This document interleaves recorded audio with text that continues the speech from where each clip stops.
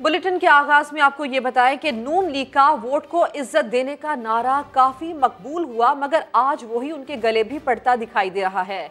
लाहौर के हल्का NA 133 में वोटर को पैसे देने की वीडियो आने के बाद वुज़रा ने अपनी तोपों का रुख अपोजिशन की तरफ मोड़ दिया है। वज़ीर इत्तलात फवाद चौधरी कहते हैं इलेक्शन कमीशन ने सारे के सारे मामले का नोटिस ले।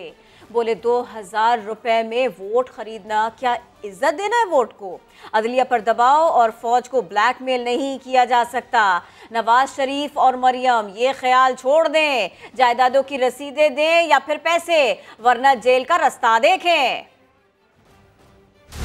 वोट को 2-2 हजार रुपए में खरीदना क्या वोट को इज्जत देना है? मुझे उम्मीद है कि कल इलेक्शन कमीशन सबसे पहला नोटिस इस लाहौर के इलेक्शन पे करेगा और नून लीग वालों से पूछेगा कि पैसे देकर वोट लेना किस तरह से जमहूरियत की खिदमत है, ये वोट को इज्जत दे रहे हो? इन लोगों का तमाम जो इंतखाबी तरीका है वो धांधली के ऊपर मबनी है। इदारों को ब्लैकमेल कर रहे हैं। जब भी इनका केस लगता है, कभी किसी की लीक आ जाती है, कभी किसी की वीडियो आ जाती है। मकसद सिर्फ ये होता है कि आप जजों को प्रेशराइज कर सके, फौज को ब्लैकमेल कर सके। नवाज शरीफ साहब का, उनकी बेटी का जो ख्याल है कि ये फौज को ब्लैकमेल कर लेंगे, ये जुडिशरी को ब्लैकमेल कर लेंगे, ऐसे नहीं होता। को याद होगा मरियम नवाज शरीफ ने कहा मेरी लंदन तो क्या पाकिस्तान में भी कोई जायदाद नहीं। मेरा ख्याल है वो इज्जत कहना चाह रही थी। आप सीधा सवाल का जवाब दें जो हम रोज आपसे पूछते हैं कि जनाब है जे तो रसीदा कटो। क्या रसीद नहीं है? सिंपल तरीका है, या आप जेल जाएंगे या आप पैसे देंगे। पाकिस्तान में इमरान खान के मुकाबले का कोई लीडर ही नहीं है,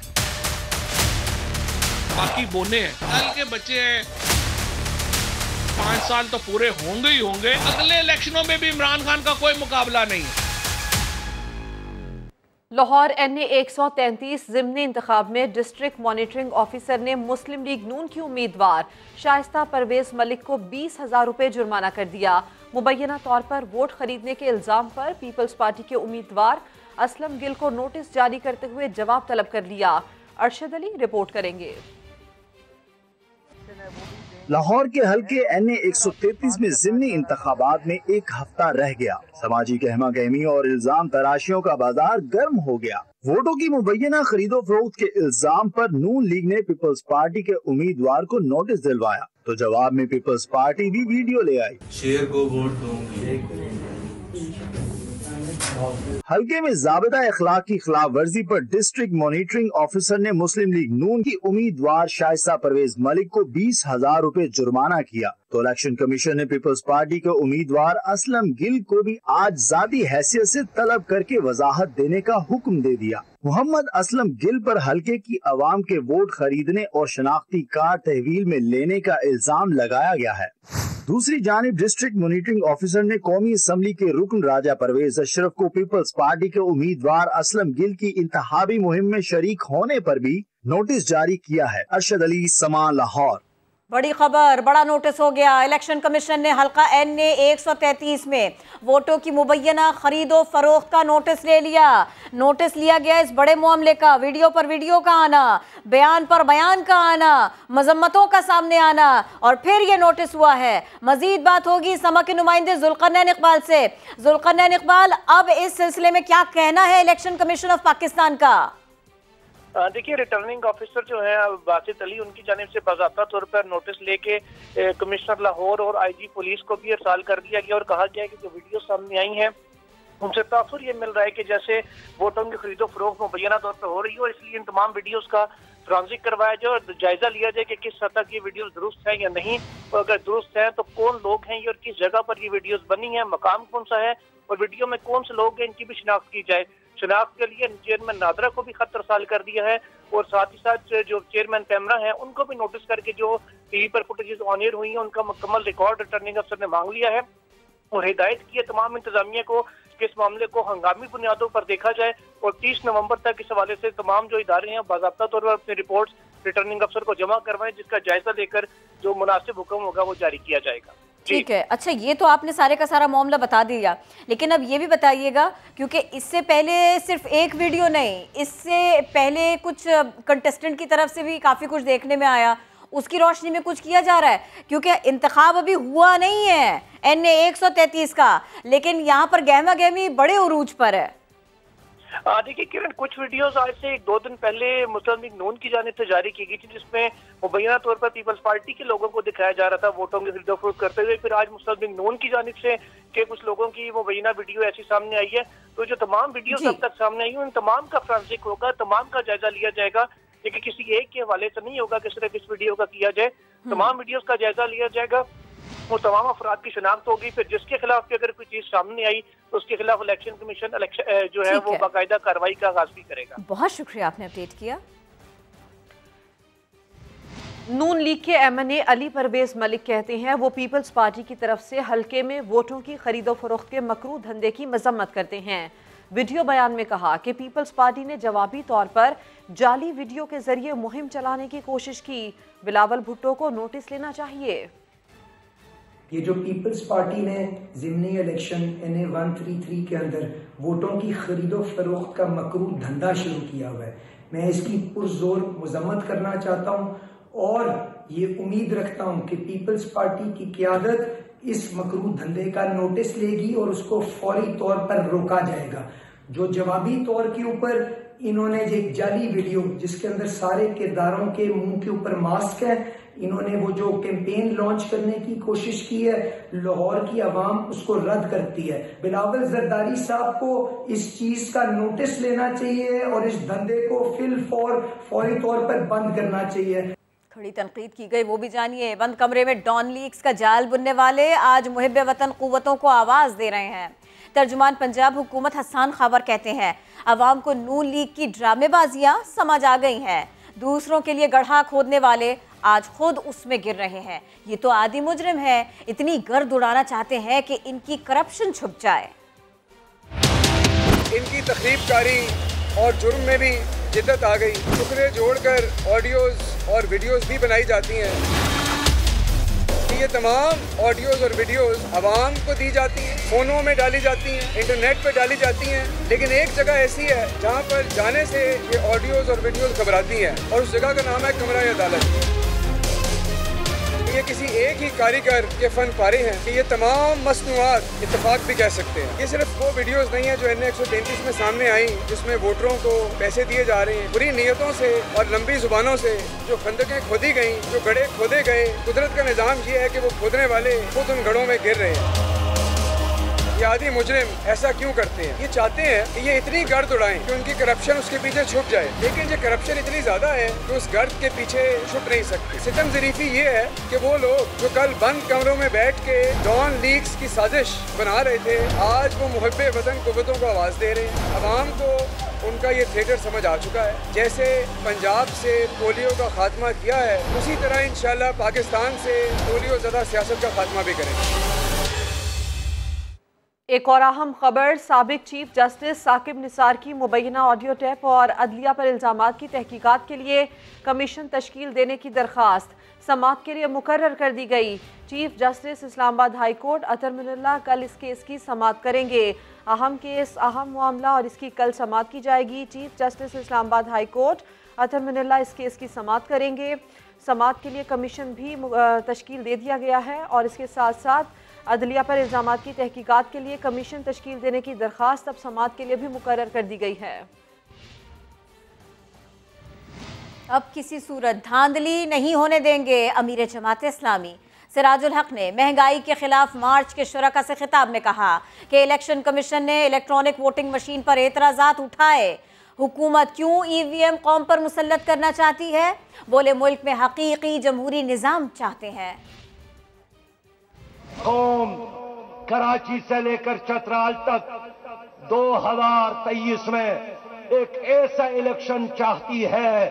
कौम एक ऐसे इलेक्शन चाहती है जिसमें कौम जिसको वोट दे और नतीजा भी उन्हें के हक में निकले। हम दानली को नहीं करने देंगे।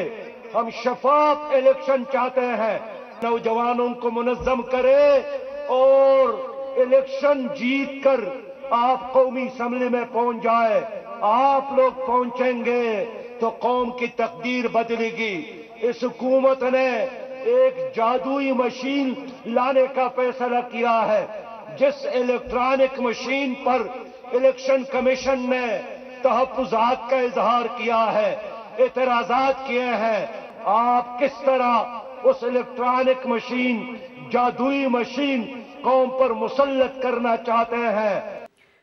और हल्का NA 133 में पीपल्स पार्टी के उम्मीदवार असलम गिल का भी वीडियो बयान सामने आया है, जिनका कहना है कि नून लीग ज़िमनी इलेक्शन ज़हनी तौर पर हार चुकी है। कुरान पाक पर हलफ लेना मुस्लिम लीग नून की बौखलाहट है। वो जो खरीदो फरोख्त कर रहे हैं, जो कुरान पाक पर या सवारों में वो जो हलफनामा ले रहे हैं, मैं समझता हूँ कि ये उनकी एक खुराक है। वो ज़हनी तौर पर हार चुके हैं और पाकिस्तान पीपल्स पार्टी जीतने जा रही है। ये उनका पुराना कारनामा है, वो हमेशा ये करते आए हैं। और इस मुल्क के अंदर अगर आज इलेक्शन महंगा है तो वो भी मियां नवाज शरीफ साहब की हुकूमत की वजह से, उनकी ही पॉलिसियों की वजह से। अदरवाइज तो कोई लोकल इलेक्शनों पे कोई पैसे नहीं लगते थे। वज़ीर आज़म के इंटरव्यू की बात करते हैं। ज़ाती मफाद के लिए इक़्तिदार में नहीं आया, पाकिस्तान में अशराफिया का कब्ज़ा ख़त्म कराना और लोगों को गुर्बत से निकालना मेरा मिशन है। वज़ीर आज़म इमरान खान ने अमरीका के मारूफ स्कॉलर शेख हमजा यूसुफ को इंटरव्यू देते हुए कहा, उनकी किरदार कुशी बहुत की गई, कामयाबी नाकामी अल्लाह के हाथ में है, वो अपनी जद्दोजहद जारी रखेंगे। Politics. There were two things. Everyone, because there are mafias in politics, people were scared to come into politics. Number one fear was actually of dying. And number two was of being humiliated. My character assassination in these past 20 years, the sort of things they have come out against me and all sorts of scandals and fake news to humiliate me. Struggle all this time and for 15 years really without much success is because it was my belief that no human being can humiliate me, no matter what they say.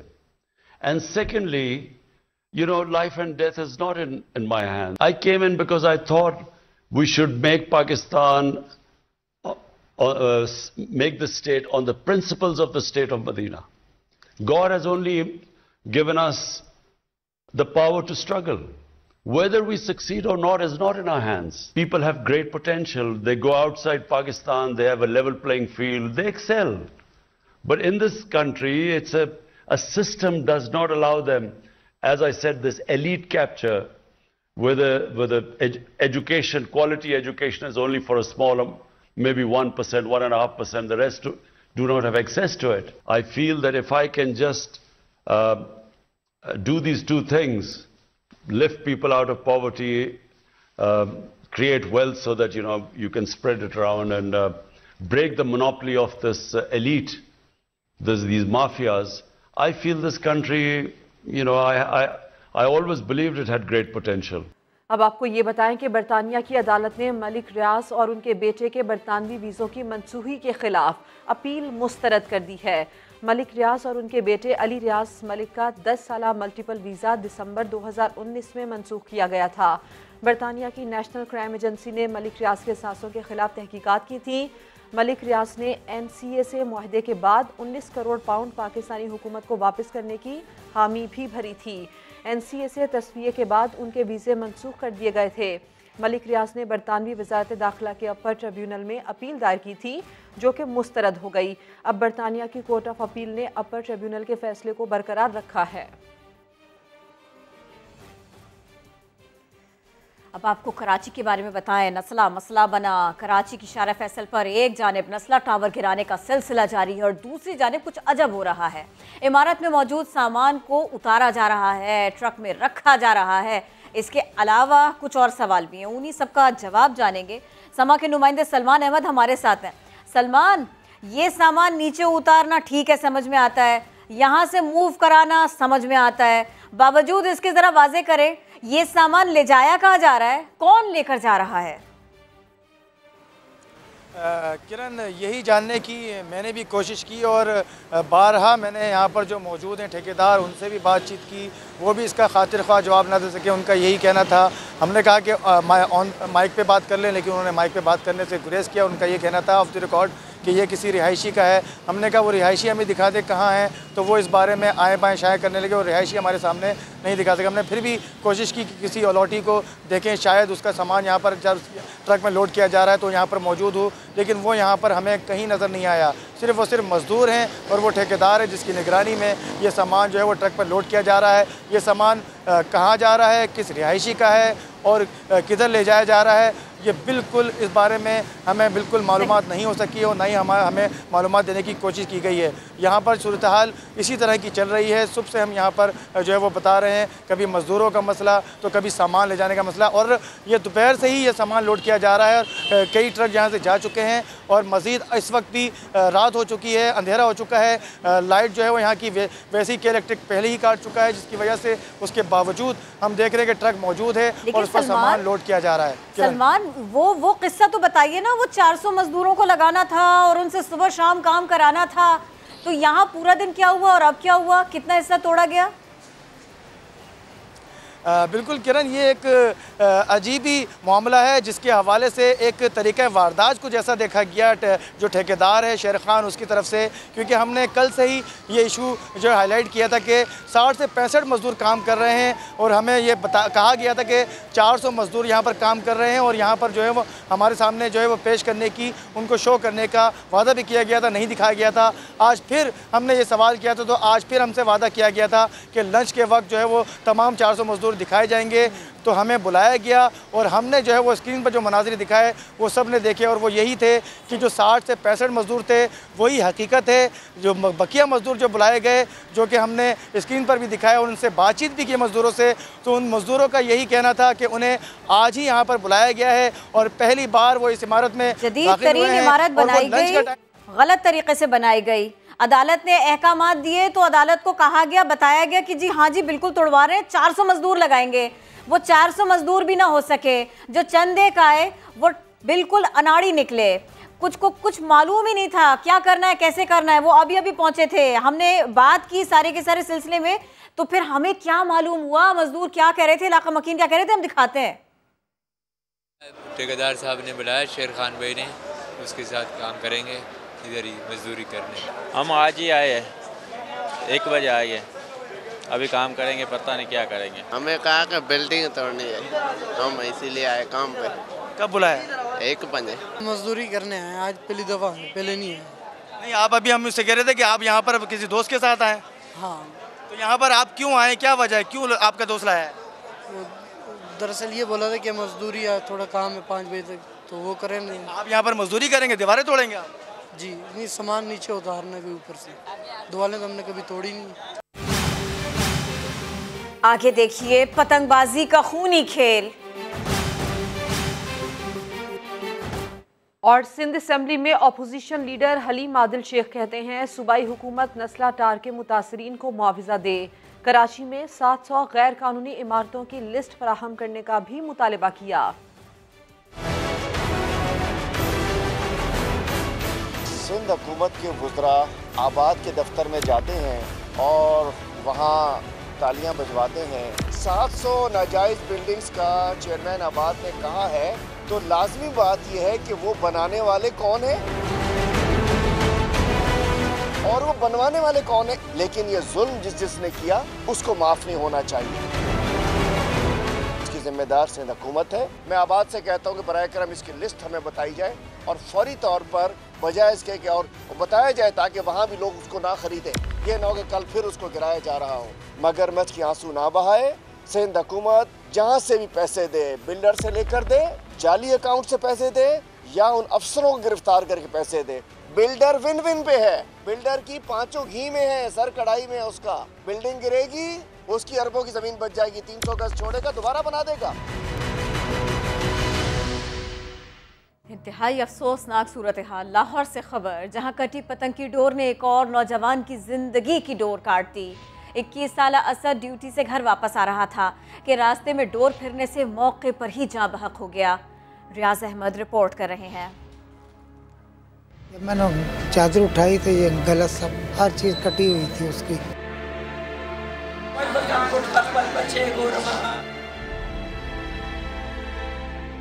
पतंगबाजों को लगाम डालने के हुकूमती दावों के बावजूद लाहौर में पतंगबाजी का खूनी खेल ताहाल जारी है। हफ्ते और इतवार की दरमियानी शब ड्यूटी से वापस घर जाने वाला 21 साला असद घर से चंद कदम के फासले पर कटी पतंग की डोर गर्दन पर फिरने से मौके पर ही जांबाक हो गया। जांबाक होने वाला असद मुगलपुरा का रिहायशी था जो निजी सिनेमा में टिकटिंग का काम करता था। नौजवान की मैयत घर पहुंची तो कोहराम मच गया।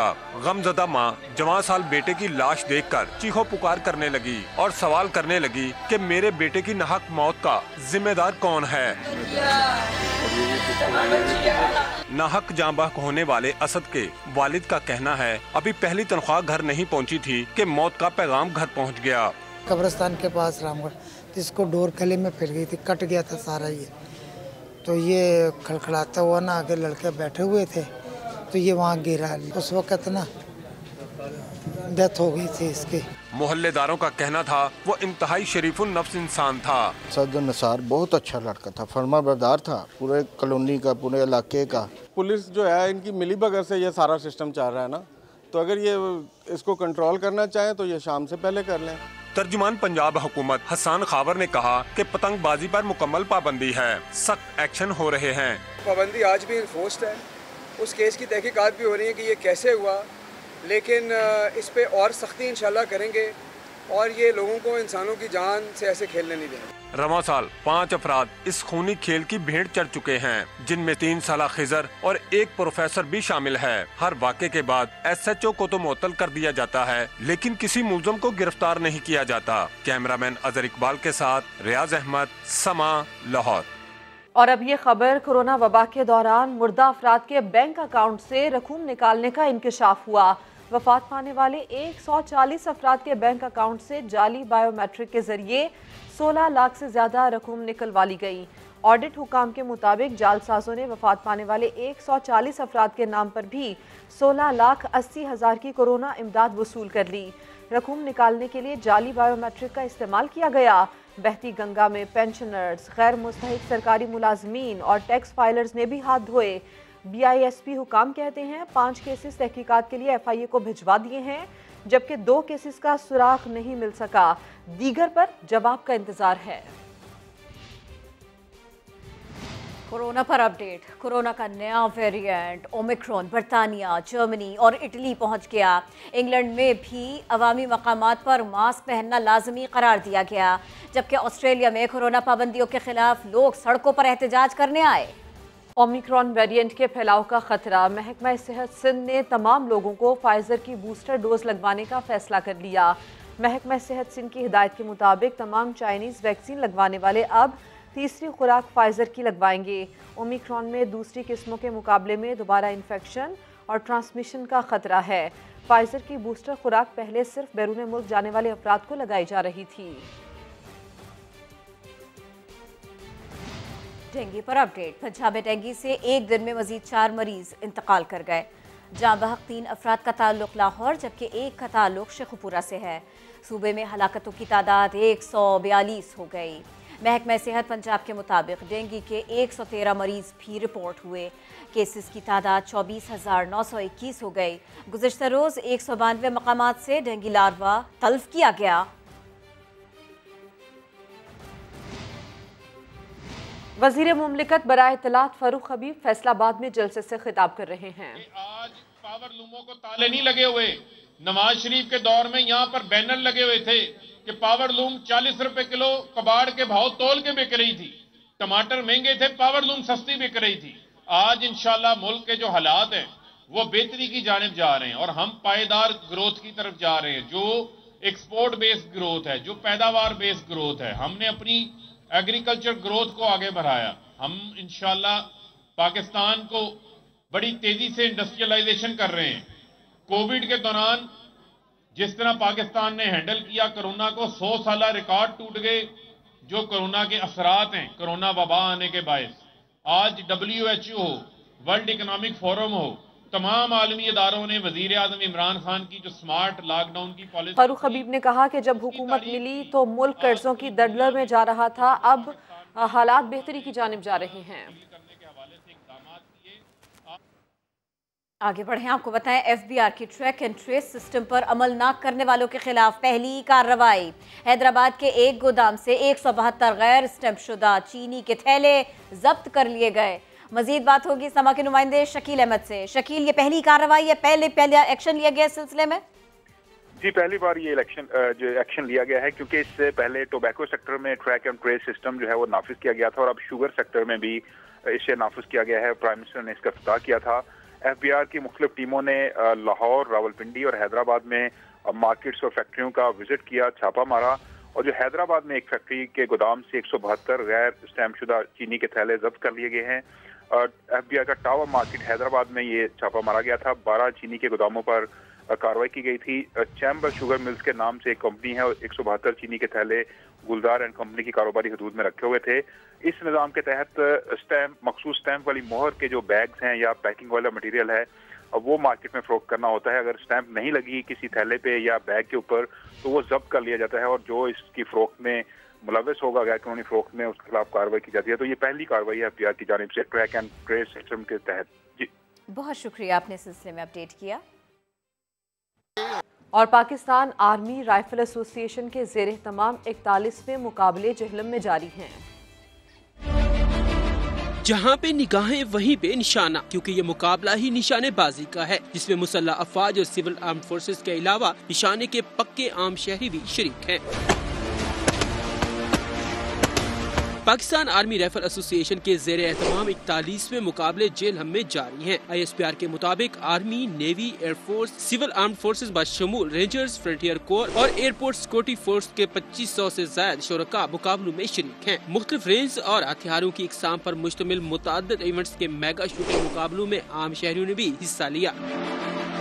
इंटर आर्मी इवेंट्स में 1024 निशाना बाजू पर मुश्तमिल 18 टीमों ने हिस्सा लिया। मुल्तान कोर पहले और मंगला कोर दूसरे नंबर पर रही। सिविल आर्म्ड फोर्सेस कैटेगरी में ट्रॉफी पंजाब रेंजर्स ने हासिल की, जबकि गिलगित-बल्तिस्तान स्काउट्स रनर अप रहे। इंटर सर्विसेज मैचेस में पाकिस्तान आर्मी ने तीनों मुकाबले जीत लिए, जबकि 2 में पाक फजाइया और 1 में पाक बहरिया रनर अप रही। ओपन नेशनल मैचेस 30 नवम्बर तक जारी रहेंगे। इख्तितामी तकरीब 2 दिसम्बर को होगी। इस्लामाबाद में आवारा कुत्ते इंतजामी इदारों के लिए दर्द सर बन गए। मुतल्लिका हुकाम ने बस ये कहकर जान छुड़वा ली कि अदालत ने कुत्तों को गोली ना मारने का हुक्म दे रखा है। और हम खान इसी पर रिपोर्ट कर रही हैं। ये कुत्ते सिर्फ भौंकते नहीं, काट भी लेते हैं। शहरियों को आवारा कुत्तों के हमलों से कैसे बचाया जाए? वाइल्ड लाइफ मैनेजमेंट और CDA ने सर तो जोड़ लिए, लेकिन कोई हल न निकाला जा सका। CDA ने अब तक पॉलिसी न बनने का मलबा म्यूनिसिपल कॉरपोरेशन पर डाल दिया। MCI एक इंडिपेंडेंट इदारे के तौर पे काम कर रही थी। पॉलिटिकल उस वक्त के जो थे उनके हेड थे, तो वो चीज़ें उनकी वजह से डिले हुई। जैसे ही CDA के पास ये आई तो इस एडमिनिस्ट्रेशन ने इस चीज़ को अपने टेकअप किया। जैसे ही वो पॉलिसी बन जाएगी उसको हम कोर्ट में सबमिट कर देंगे और उस पर अमल आना शुरू हो जाएगा। सड़कों के एतराफ घात लगाए आवारा कुत्ते हर वक्त इंसानों को काटने के मौके की तलाश में रहते हैं। 2 बड़े सरकारी अस्पतालों, पिम्स और पॉलीक्लिनिक में हर महीने कुत्ते के काटे से मुतासरा तकरीबन 500 अफराद को लाया जाता है। डिस्ट्रिक्ट हेल्थ ऑफिसर कहते हैं, हमारा काम इलाज की फराहमी है, कुत्ते मारने की जिम्मेदारी जिनकी है वही निभाएंगे। डॉग पॉपुलेशन कंट्रोल हमारे पास नहीं है, लेकिन जो उसके जो नताइज हैं, कोई अगर बाइट होता है तो उसके लिए जो वैक्सीन अवेलेबिलिटी जो है वो हमने इंश्योर की हुई है और तमाम के तमाम जिन जिन हॉस्पिटल्स में वैक्सीन है वहाँ पे जो भी पेशेंट आता है या बाइट के साथ उसको हम वैक्सीन लगा देते हैं। आवारा कुत्तों की तादाद में कमी के लिए अमली इक़दामात के बजाय सिर्फ मुतासरा अफराद की वैक्सीन पर इक्तफा बुनियादी मसले से नजरें चुराने के मुतरातिफ है। अब सियालकोट से खबर, जहां पेशावर गदागरों की भरमार है। बाजारों और सड़कों पर भिखारी टोलियों की शक्ल में घूमते दिखाई देते हैं। शहरियों ने सूरत हाल पर तशवीश का इजहार किया है। मेरा नाम हसन वसीम है और मैं मॉडर्न सियालकोट का रिहायशी हूँ। सियालकोट शहर का एक बड़ा मसला पेशावर गदागर है। गलियों, बाजारों, चौराहों और सड़कों पर हर जगह मुख्तलिफ उम्र के अफराद नित नए तरीकों से भीख मांगते हुए दिखाई देते हैं। गदागरी हमारा बहुत बड़ा समाजी और माशरती मसला बन चुका है। पेशावर गदागरों की वजह से मुस्तहिक अफराद की हक तलफी हो रही है। गदागर मुख्तलिफ जराइम में भी मुलविस पाए जा रहे हैं। दुकान खोल कर बैठते हैं तो गाहक आए ना आए, गदागरों की सारा दिन लाइन लगी रहती है। कम पैसे दें तो आगे से बातें भी सुनाते हैं। पेशेवर गदागरों की वजह से हमें बहुत मुश्किलों का सामना करना पड़ रहा है। पुलिस और इंतजामिया को चाहिए कि इन पेशावर गदागरों के खिलाफ क्रैकडाउन करें। इंसान परेशान हो जाए तो कभी कभी दूसरों का मोहताज भी बन जाता है, लेकिन कुछ लोग इसे दूसरों से जुड़ने, उनके दुख दर्द को समझने का, महसूस करने का रास्ता बना लेते हैं। रावलपिंडी से एक ऐसी ही खातून की कहानी आपको दिखाते हैं, इकराम एहसास की ज़बानी। रावलपिंडी की 34 साला नफीसा गुज़श्ता 10 साल से व्हील चेयर पर है, लेकिन उन्होंने इस माजूरी को कभी जिंदगी का रोग न बनने दिया। मुस्तहक खवातीन की इमदाद को अपनी खुशी का जरिया बना लिया। क्योंकि जब आप चलते फिरते हैं तो आपको नहीं पता लगता कि जिंदगी में क्या मुश्किलात हैं, या दूसरों के साथ ऐसे है तो वो कैसे इस चीज़ को फेस करते होंगे। तो मैंने कहा कि मुझे दूसरों के लिए कुछ करना चाहिए, तो मैंने फिर तब से ये काम आहिस्ता आहिस्ता स्टार्ट किया। किसी के लिए राशन का इंतजाम तो किसी मरीज के लिए इलाज का बंदोबस्त। मुश्किलात की कड़ी धूप में गरीब और बेवा खवातीन के लिए वो छांव की हैसियत रखती हैं। 3 बहन भाई हैं, ये मेरे पास हैं, तो उनकी भी देखभाल करती हूँ। ये मेरी वालिदा है, इनको भी अब मेरे सर पे ये सारा कुछ है। बाजी इनके पास आती हूँ, अगर डॉक्टर के पास जाना है, मेडिसिन के लिए कुछ, ये सपोर्ट ये करती हैं। मेरे मियाँ की डेथ हो गई है, 1-1.5 साल हो गया बाजी के साथ। मेरी बहन ने मुझे बताया कि ये मदद करती है, तो ये हर तरीके से हमारे साथ चलती हैं। नफीसा ने ये काम शुरू तो अपनी जेब से किया, लेकिन आहिस्ता आहिस्ता और लोग भी इस कार्य खैर में शरीक होते गए। चलता फिरता इंसान अचानक माजूर हो जाए तो वो अपने लिए सहारों की तलाश करता है, लेकिन नफीसा को ऐसे वक्त में भी बेसहारों की तलाश थी। इनकी कहानी सेहतमंद लोगों के लिए किसी मिसाल से कम नहीं। कैमरामैन रॉबिन्सन नज़ीर के साथ इकराम एहसास, समा, रावलपिंडी। पीटीआई कराची जिला बस्ती की जानिब से कन्वेंशन का इनेकाद किया गया। वफाकी वजीर असद उमर खिताब कर रहे हैं। मेरिट के लिए, इंसाफ के लिए एक ऐसा निज़ाम जहां ये तफरीक ना हो कि आप किसकी औलाद हैं, किसके रिश्तेदार हैं, किसकी पर्ची लेकर आए। इमरान खान की सारी जिद्दोजहद यही है कि मेरिट का निज़ाम हो, इंसाफ का निज़ाम हो, और जो भी बेहतर है उसको अपना मौका मिलना चाहिए। तो कराची की जो नौकरियां हैं वो कराची में दिलवाना आपकी जिम्मेदारी, क्योंकि ये भी शिकायत आती है कि जो कराची की नौकरी है वो कराची वाले को नहीं मिल रही। ये कराची की नौकरियां कराची में दिलवाने की आपकी जिम्मेदारी है। पीछे हम खड़े हुए आपके, इंशाअल्लाह ताला कराची को हक दिलाएंगे। पहले मैं आपको 2 खुशखबरियां दे दूं, उसके बाद मैं बात करूंगा बुनियादी तौर पर आज ये जो जाली मुकामी हुकूमत का निज़ाम जिसका ऐलान किया है। लेकिन खुशखबरी पहले आपको दे दूं। सामने मुझे ग्रीन लाइन का स्टेशन नजर आ रहा है। कल बड़ी हैदरी का स्टेशन, जाहिर है हैदरी में सिदरा हैदरी का स्टेशन होगा यार, हैदरी में डिफेंस का तो नहीं होगा स्टेशन। अच्छा, यहाँ इंशाअल्लाह ताला कल बड़ी तफसील से जायजा लिया है जो काम हो रहा है। सिर्फ 10-12 दिन का काम बाकी रह गया है। वजीर आजम से दरखास्त हमने कर दी है। इंशाअल्लाह ताला अगले 2 हफ्तों के अंदर अंदर वजीर आजम पाकिस्तान इमरान खान कराची शहर में होंगे और कराची के लिए पहला जदीद ट्रांसपोर्ट का मंसूबे का इफ्तिताह कर रहे होंगे, और कराची वालों को भी वही सहूलत दस्तयाब होगी जो दुनिया के बेहतरीन शहरों में है। दूसरी खुशखबरी आपको दे दूं, मर्दमशुमारी कराची का देरीना मुतालबा रहा है कि कराची को अपनी नुमाइंदगी नहीं मिलती। पाकिस्तान की जो मर्दमशुमारी होती है उसके अंदर जो आबादी कराची की है, वो पाकिस्तान का जो मर्दमशुमारी कराई जाती है वो पूरी तरीके से वहां दिखाई नहीं देती। जब हमारी हुकूमत आई तो 2017 की नई हुई मर्दमशुमारी हमारे हिस्से में आ गई। अब पिछले 2 मर्दमशुमारी जो कराई गई, एक 19 साल के वक्फे के बाद, एक 17 साल के वक्फे के बाद हुई।